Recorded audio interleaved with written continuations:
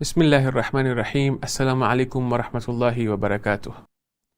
One of the impacts that the events of Karbala had at the time and from then onwards was that the caliphs were then not able to use Islam and the Sharia to give themselves authority, religious authority over the people. What we mean by this is that before the events of Karbala, and let's step back a little bit, the treaty that was signed by Imam Hassan alayhi salam and Muawiyah, and the events of Karbala where Imam Hussain fought against Yazid, these two need to be analyzed together by comparing the two and by understanding how they fit together, so that we can reach this conclusion that I am going to talk about. Before these events, the Caliph was the political and the religious leader of the time.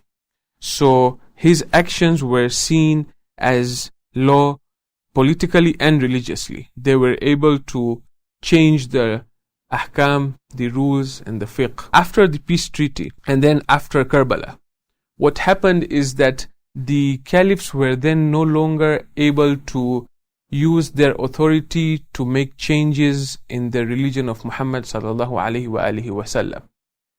And one of the biggest impacts that the treaty of Imam Hassan and the tragedy of Karbala and the actions of Imam Hussain had was that they were able to protect the religion of their grandfather from further fabrication to a large extent. Because when the caliphs then, after Yazid, when they came into power, people understood that the religious authority did not lie with them. Even the non-Shias also did not accept the caliphs as their religious guides. Even the non-Shias had others who they followed.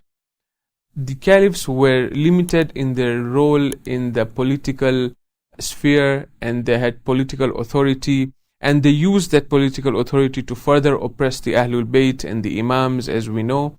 But the Imams were successful in defending the religion from further fabrication. They did not allow the caliphs to use the Sharia for giving themselves authority. They did not allow for the caliphs to change the Sharia and to make halal haram or to make haram halal.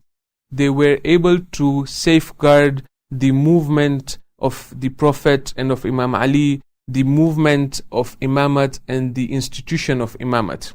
We are talking about the time where, from the time of Imam Ali, when his Imamat started after the death of the Prophet sallallahu alaihi wasallam, up to the time of the Ghaibah, these caliphs were not able to use the authority that they seemed to think that they have to change the Sharia. This was a direct impact of the peace treaty of Imam Hassan and of Karbala.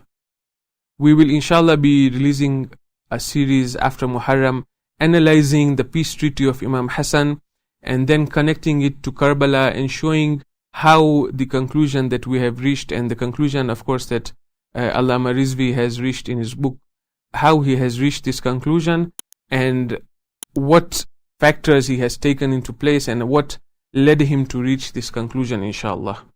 Wassalamu alaikum wa rahmatullahi wa barakatuh.